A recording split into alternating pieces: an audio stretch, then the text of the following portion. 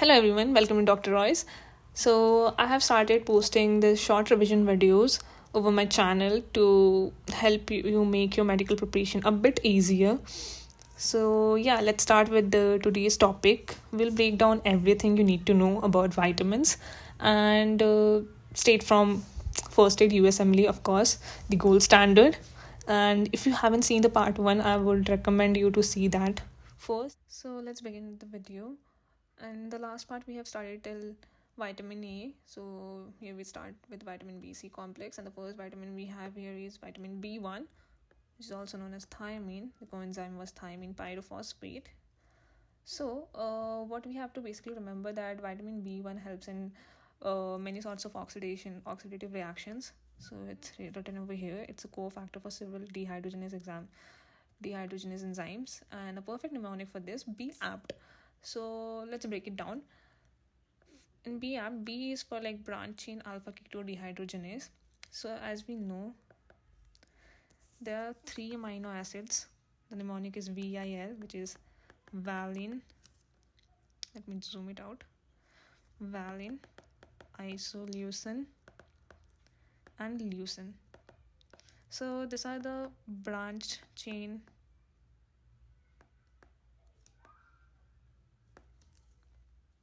amino acids which are metabolized by this given enzyme, which is branch chain keto acid dehydrogenase. So in conditions where this vitamin B1 is deficient, it leads to the deficiency of this particular enzyme, and the disorder it causes is our favorite, maple syrup urine disorder. So the name itself is very self-explanatory, that the urine in this particular disorder is smelling like maple syrup. I don't want to spoil it, but yeah, it is this way. So the next enzyme over here we have is like alpha ketoglutarate dehydrogenase, BAPT, A for alpha ketodehydrogenase from TCA cycle, P for pyruvate dehydrogenase, which is a very important enzyme because it links glycolysis to TCA. So if you remember, pyruvate is getting converted into acetyl coenzyme A, 3 carbon compound, 2 carbon compound. So this link reaction happens with the help of this particular enzyme, pyruvate dehydrogenase. So in cases when this enzyme is deficient due to not this enzyme, but this enzyme needs a cofactor of vitamin B1. When vitamin B1 is deficient, so this particular reaction is not going to happen.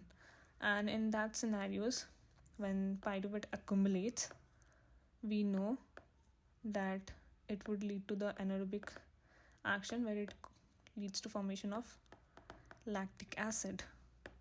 So we are going to see the cycles in the next part of the video, hopefully, where I will show you this chart, this flow chart, which is a beautiful flow chart given in First Aid to link all the cycles of biochemistry at one page.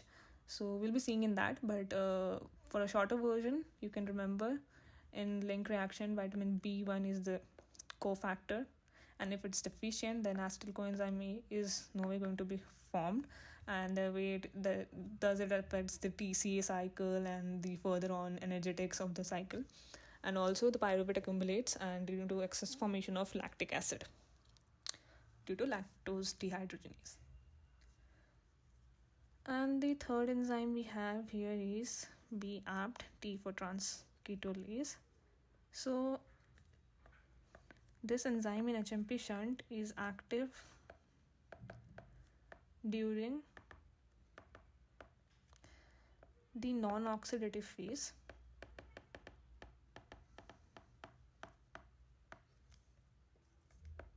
of HMP.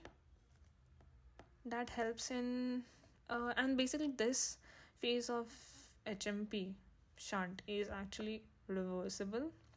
We're going to study this in detail, same in the cycles. It is a reversible reaction, and also it causes formation of ribonucleotide which again helps in nucleic acid synthesis.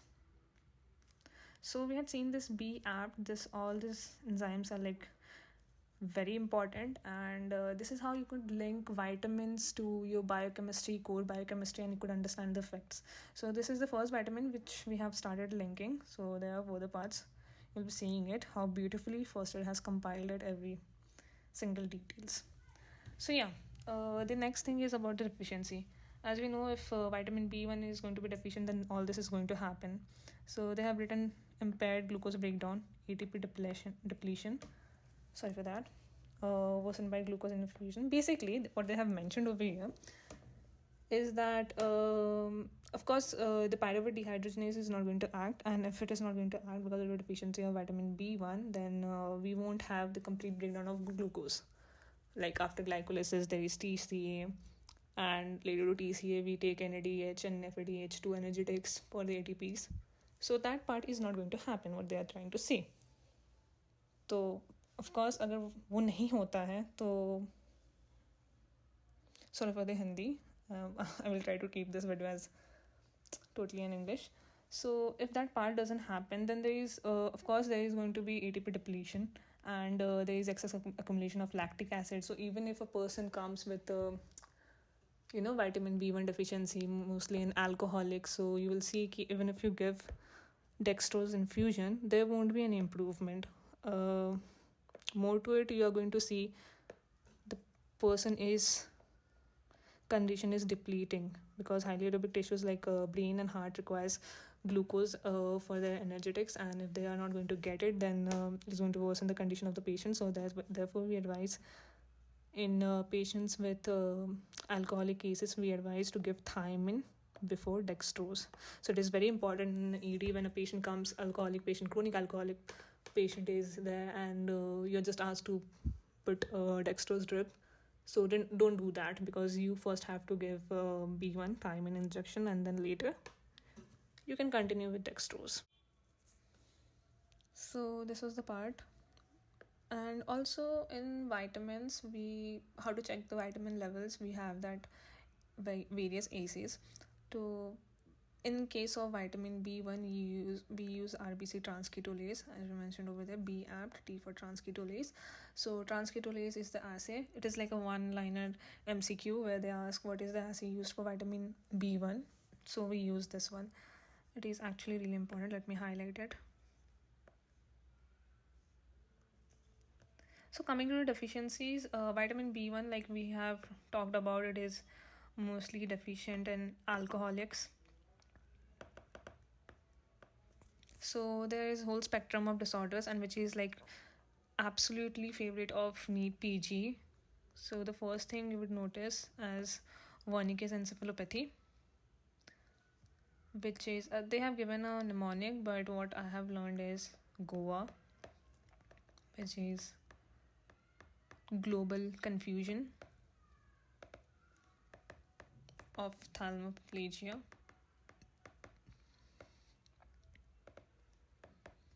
And ataxia.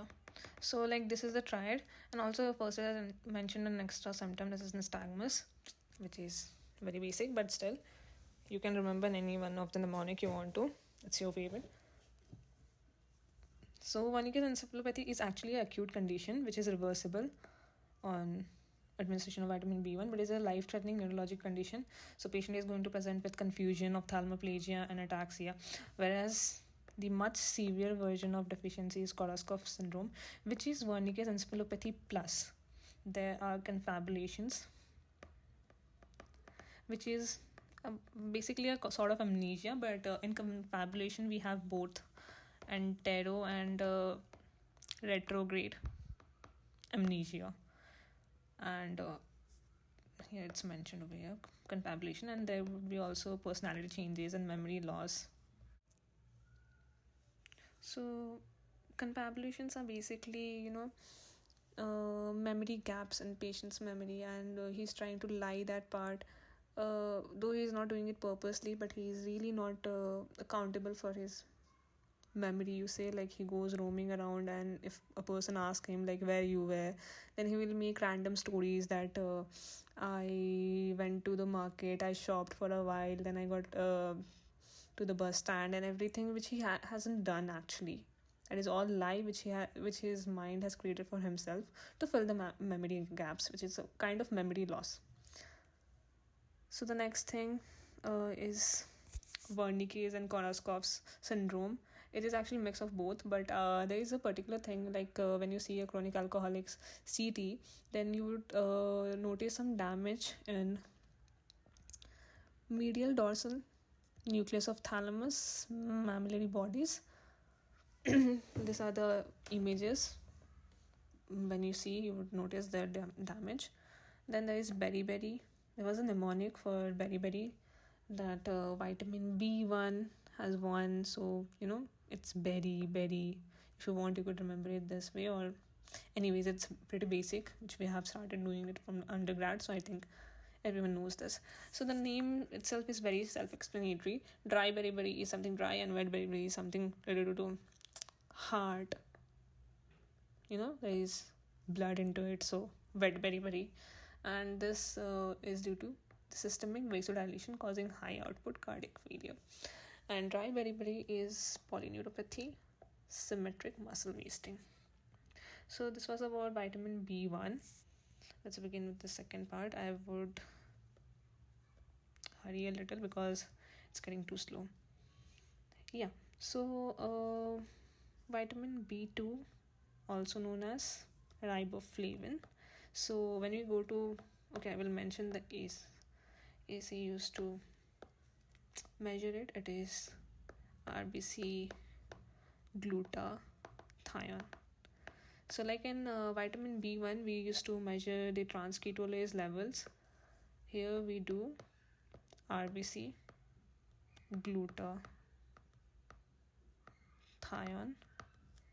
levels used for. Yeah. So B2 is also known as riboflavin, and you could remember it simply, or you could make some mnemonic for this, but anyways, you have to remember this is like very important. RBC glutathione. Yeah, so we have also remembered this part, FAD, FMN, and also a mnemonic. First it comes with like mnemonics. We don't have to make mnemonics. So FAD and FMN, they are both having F as their initials, and a riboflavin also have F in their name. So yeah, and vitamin B2, 2 ATP. So we know this in energetics that FADH2 gives us like 2 ATP through electron transport, whereas NADH2 gives us 3 ATP.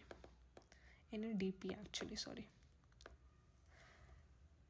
So this is the energetics, and they have mentioned it over here like quite well. So FMN and NAD, FMN, FAD, NAD, NADH. So we know that this coenzymes are used basically in redox reactions, like when there is both happening, oxidation and reduction, they are used in that. That is mentioned over there, they are used in redox reaction. Example, the only place where we see that FMN and FADH2 is a co-product of the reaction is in TCA cycle, succinate dehydrogenase. That is when succinate is getting converted to fumarate, would give away FADH2. Yeah. So B2 is going to cause ileosis. This is the mouth, inflammation of the lips and the corners of the mouth, scaling and everything. And also there is a magenta tongue, over here. And when you see the eyes of the patient, there is corneal vascularization. Okay, so I know my drawing is really horrible, but I'm trying to make something. I hope you could just visualize it or imagine it. So 2B2, 2C's, corneal vascularization, ileosis, or just, it's very easy to remember this way, plain. Then we go to vitamin B3, also known as niacin, nicotinamide, and it was a constituent of NAD, NADPH, also used in redox reactions, cofactor for many dehydrogenase. It gives 3 ATP. We have discussed this. So what is interesting about B3 is B3 is secreted by, it is synthesized with the help of tryptophan, which is an aromatic amino acid, okay? So there is this thing which is not very important, but this is something which I remembered it just random. 60 milligram of tryptophan gives you 1 milligram of niacin. It is B3 with the help of vitamin B2 and B6. They help this reaction to happen. But also there's an interesting thing that this tryptophan also synthesizes melatonin, which is a sleep hormone,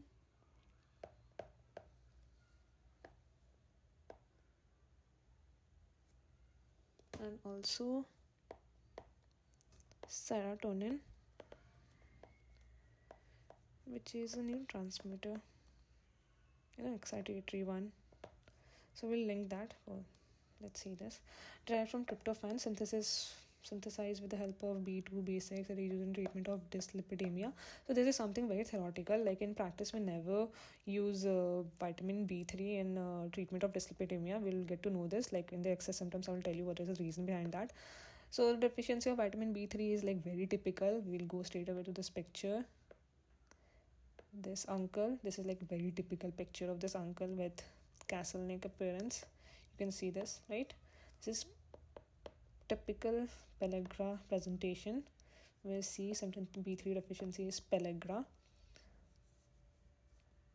with this broad collar rash known as castle necklace in C3, C4 dermatomes.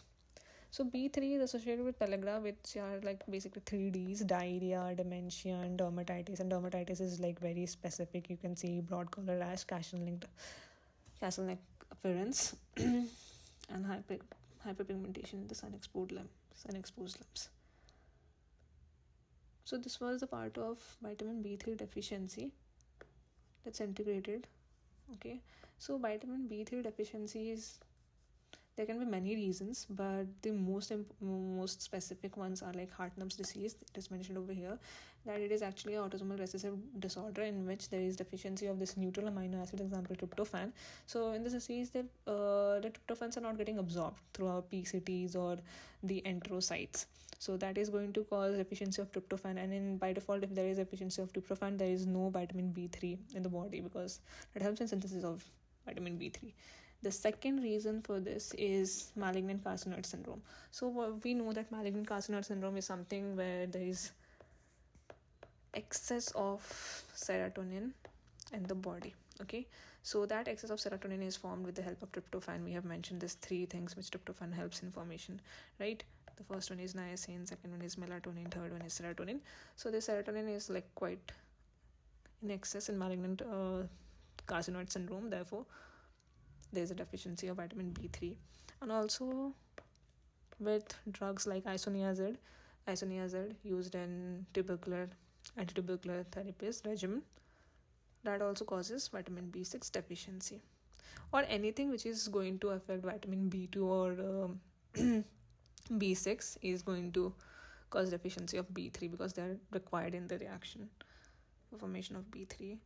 So yeah, that's pretty much niacin deficiency. And the excess part, here comes the reason why we don't use this vitamin B3 or niacin in dyslipidemia, because theoretically it seems like a great drug, right? It decreases the levels of VLDL and increases the level of HDL, good cholesterol. But what it does is facial flushing. We can adjust with that too. This facial flushing is due to prostaglandins, which is very important. This is an MCQ point. Please pay attention to it. It's due to prostaglandins. It is due to prostaglandins. Okay, so not because of histamine, which we usually think, is due to prostaglandin. So we could use aspirin, a COX inhibitor, which is going to inhibit the formation of prostaglandins. So it is usually advised to take aspirin before taking niacin, so that at least this symptom could be avoided. And the second one is pruritus. A person could adjust with this too, like, okay, fine, facial flushing, pruritus, but the next complications are like deadly: hyperglycemia, hyperuricemia. Like, you're going to treat the patient for dyslipidemia and he's going to get hyperuricemia. He would complain of gout. So you're treating a disease and you're creating another disease. Like, hyperglycemia for a diabetic patient is much worse. So yeah, that's pretty much the reason we don't use vitamin B3 in treatment of dyslipidemia, though it seems like a good drug. Next is vitamin B5. Pantothenic acid. Pants, sounds similar, right? Pantothenic, pants, and pants is what, like, the deficiency. Only thing you have to remember about it is, like, deficiency is going to cause burning pet syndrome, which is actually distal paresthesias, dysthesias. And also, if you want, you can remember this: adrenal insufficiency is also associated with vitamin B5 deficiency. And the most important thing, I actually forgot this, its function is, it is a component of coenzyme A, and we know coenzyme A is a cofactor for acyl transfer, which is very useful for fatty acid synthesis. We'll later see fatty acid synthesis and oxidation cycles, where it would be like very clear about this point. Then let's go to vitamin B6, which is pyridoxine. This is really important because vitamin B6 causes decarboxylation reactions, okay?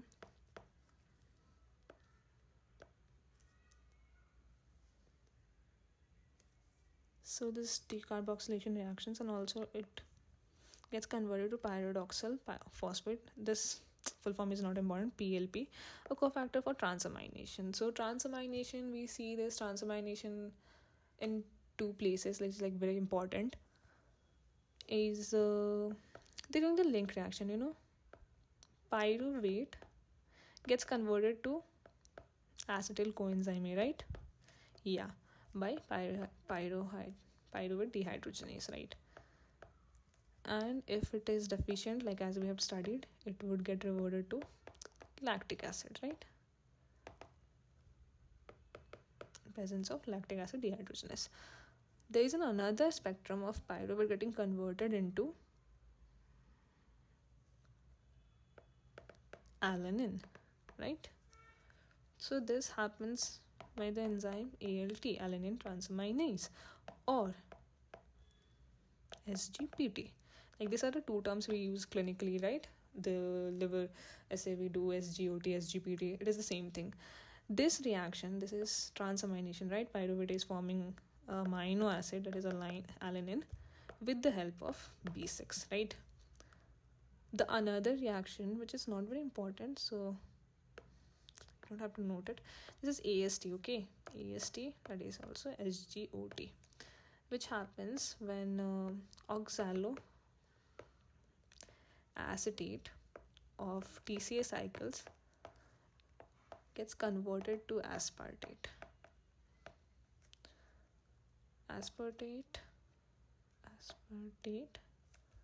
Oxaloacid to aspartate with the help of AST enzyme, aspartate transaminase, or SGOT enzyme.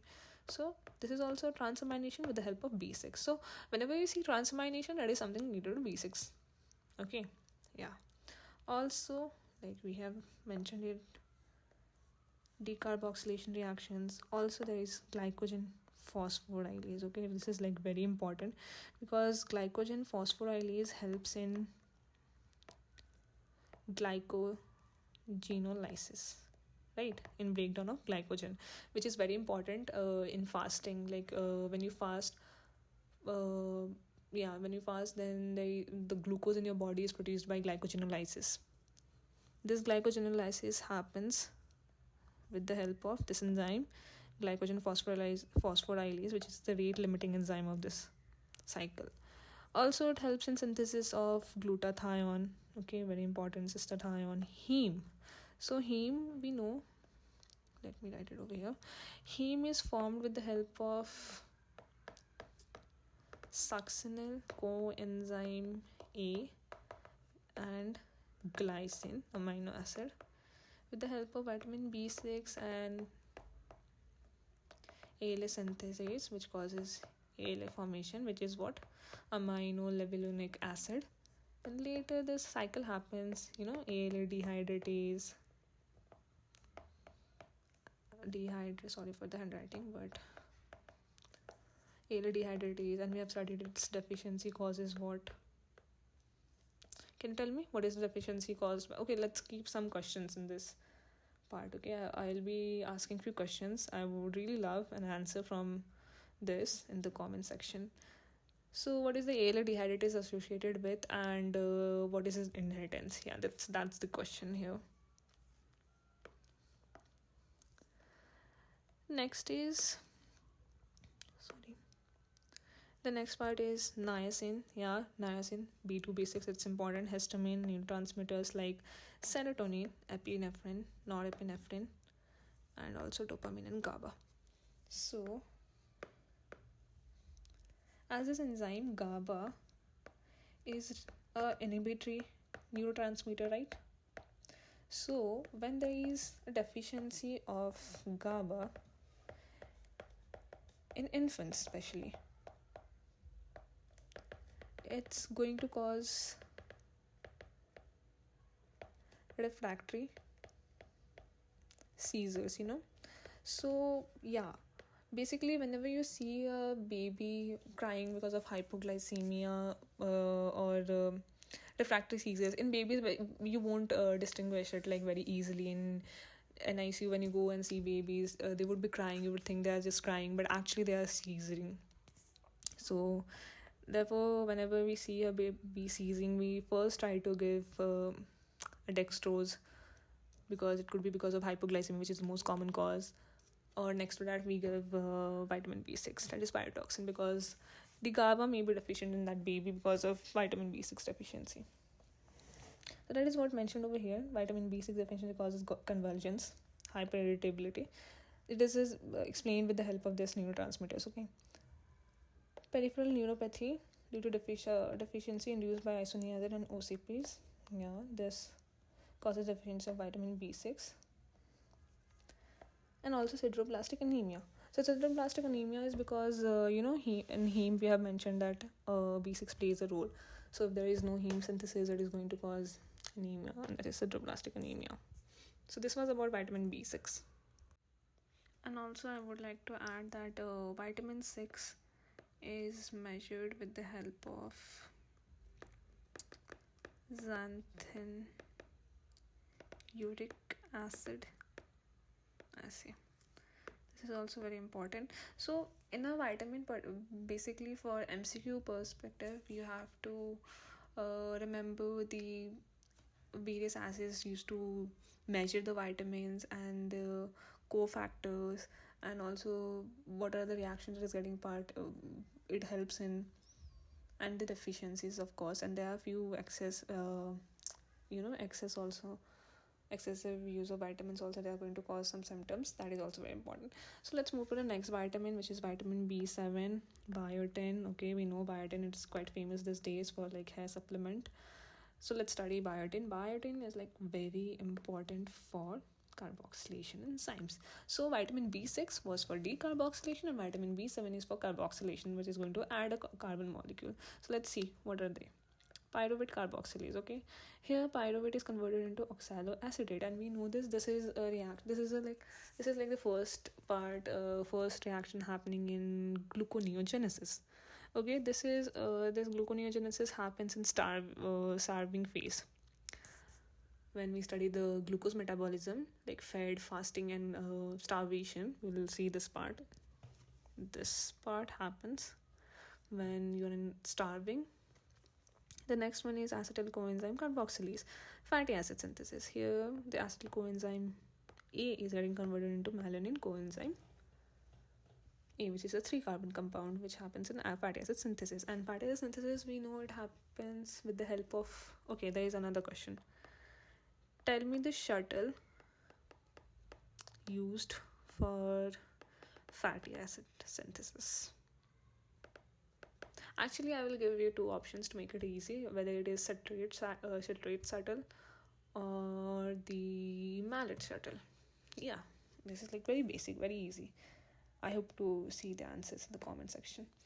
Yeah, so the next example is propenyl coenzyme A carboxylase, which is used in fatty acid oxidation and branched-chain amino acid breakdown, where propenyl coenzyme A is getting converted into methylmalonyl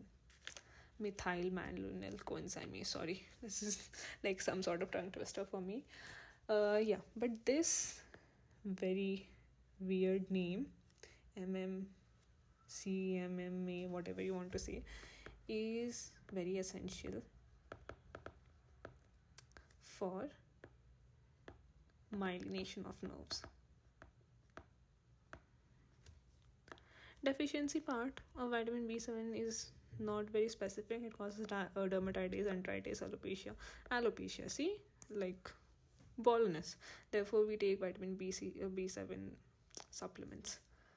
Long-term antibiotic use cause this deficiency of vitamin B7, and also the excess consumption of raw egg, which is having a compound called as avidin, which binds to vitamin B7 biotin and causes the symptoms. Yeah. Then we go to vitamin B9, which is also known as folate.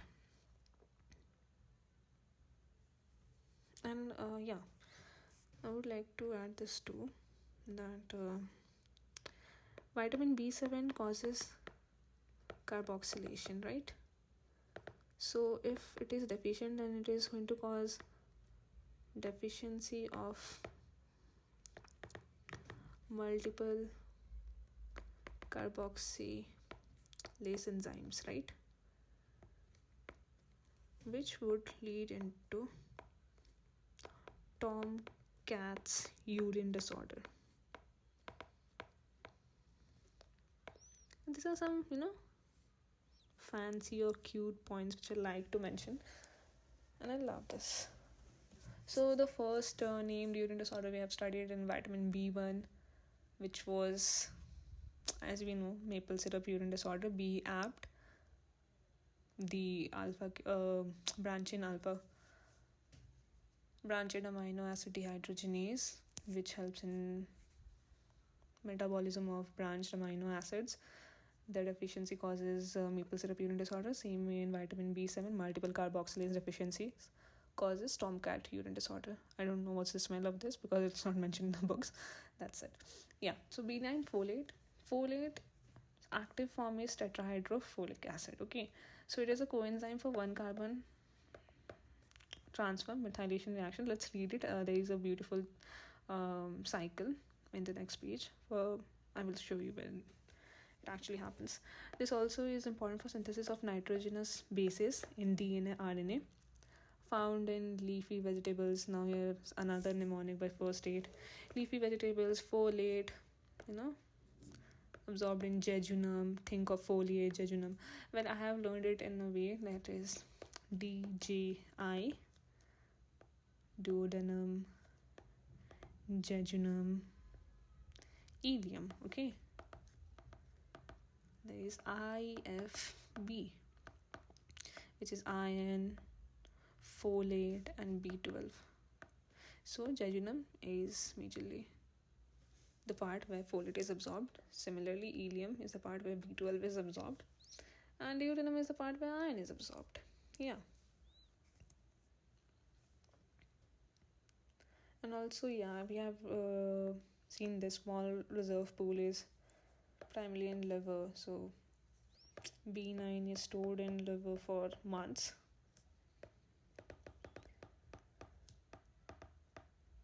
So this B9 and B12 are the only water-soluble vitamins which we should be a bit careful because they are getting stored into liver. B9 is stored for like months and B12 is stored for like years. Yeah. Deficiency of B9, we know they're going to cause megaloblastic anemia. We have read this since second year. Megaloblastic anemia, macrocytic anemia. It is a macrocytic anemia basically. MCV is raised, and also this characteristic symptom is hypersegmented polymorphonucleate. Like neutrophils are 3 to 5 lobed, right? Normally. So here you're going to see 6, 7, 8, whatever, you know.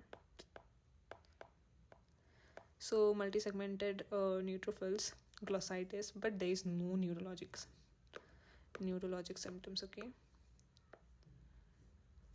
which is opposite of vitamin B12. And also in deficiency you would notice increased homocysteine, normal methyl malonic acid. We will discuss this in the next chart. It would be easy for me to explain you that way. The deficiency is caused by several drugs like phenytoin, trimethoprim, methotrexate, MTX. Yes. And we supplement folic acid. Ideally, we should recommend a woman who is planning to get pregnant. You should start your folic acid supplementation 1 month prior to your pregnancy and continue it throughout your pregnancy to avoid any teratogenic side effects or teratogenicity in babies. But in India, we know the situations are not so ideal. So at least when a patient comes to you, she's pregnant, tell her to begin with her folic acid supplementation. Yeah. So yeah, how could we forget about the AC? So the AC used over here is you give a histidine load, okay, to the patient, and then you would see this histidine is metabolized into a compound known as FIGLU. Okay, don't ask me the full form, I don't know this. And this FIGLU gets converted into glutathione, okay, in presence of vitamin B9. So when we are saying that there is vitamin B9 deficiency, of course this reaction is not going to happen. So there is excess amount of FIGLU excreted in urine. Yeah, that's it. It was not important, but I just did it. I did over explain. Let's start the next part, okay? So this is very important, vitamin B12, cobalamin. Okay, let's see the chart first, right? Let's focus on this only. So here, okay, I wouldn't mark it. I should keep it clean for you to notice. This is tetrahydrofolate methyl form, okay? So this is inactive form of vitamin B9, okay? It is getting converted into tetrahydrofolate, which is active form of B9 with the help of vitamin B12. You see, vitamin B9 and B12 are so related, and this B9, B12 takes a methyl group from here and gives it to homocysteine to form it methionine with the help of enzyme methionine mutase. And this methionine later goes in formation of protein, you know, the first amino acid in the chain, and then gets converted into SAM, which gives a methyl group to anabolic pathways, gets later converted into adenosine homocysteine, and this homocysteine gives on adenosine, and this homocysteine gets here, and in presence of vitamin B6. Okay, this is very important. Okay, this vitamin B6 here helps in conversion of homocysteine to cysteine, right? So this was basically the cycle. You see, that's B9 over here, B12 over here, B6 over here, and this homocysteine. Okay, this is like very important. We can talk about homocystinuria like for more 10 to 12 minutes, but I really don't want to do that. This lecture is going to be a lengthy one. And another spectrum of vitamin B12 is fatty acids with odd number like propionyl or anything, third or fifth, is going to get converted into methyl malonyl coenzyme A, okay, which we were talking about. B12 in B6 deficiency. B12 here helps the methyl malonyl coenzyme A to get converted into succinyl coenzyme A with the help of the mutase, and this later with the help of B6 gets converted into heme with glycine, okay? So I think you're getting this visual image. If not, then I would really like to put the charts picture on my community post for help you to visualize how beautiful it is, and we could make another video about it. Yeah. So this was a cycle. So let's see what they have mentioned about vitamin B12. So this is the cofactor for methionine synthase. Okay, transfers methyl group to methylcobalamin and methylmalonyl coenzyme, important for DNA synthesis. We know this. Okay, like B9 is getting activated with the help of B12, and that B12 is also going to help convert homocysteine into methionine, right? With a transfer of methyl group. So that is what B12 does. And also this methylmalonyl coenzyme A. So if there is vitamin B12 deficiency, this is going to increase, right? There is no formation, no conversion into succinyl coenzyme A. So this compound helps us in measuring vitamin B12 levels. Vitamin B12 is found in animal products. So we say vitamin B12 deficiency or megaloblastic anemia is basically seen in vegan people, because it is into animal products. So site of synthesis is distal to the site of absorption. It is mostly absorbed from ileum. Very large polar preserves are stored in liver, basically for years, 3 to 4 years.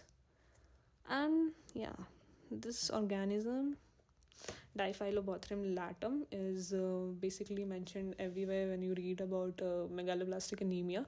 So there's another question I would like. In iron deficiency anemia, what is the organism? Okay, just like this Diphyllobothrium latum. Also, another cause of vitamin B12 deficiency is chlorhydria. Because if there is less acid in the stomach, then it is going to hamper vitamin B12 absorption. Also, if there is BOGS, bacterial overgrowth syndrome, or there is alcohol overuse, or there is a deficiency of intrinsic factor, because intrinsic factor secreted in stomach helps in absorption of vitamin B12 in intestine. We know that. So intrinsic factor is deficient in cases of pernicious anemia or any gastric bypass surgery, and also in if terminal ileum is absent, because we know vitamin B12 is going to get absorbed majorly from terminal ileum. So terminal ileum is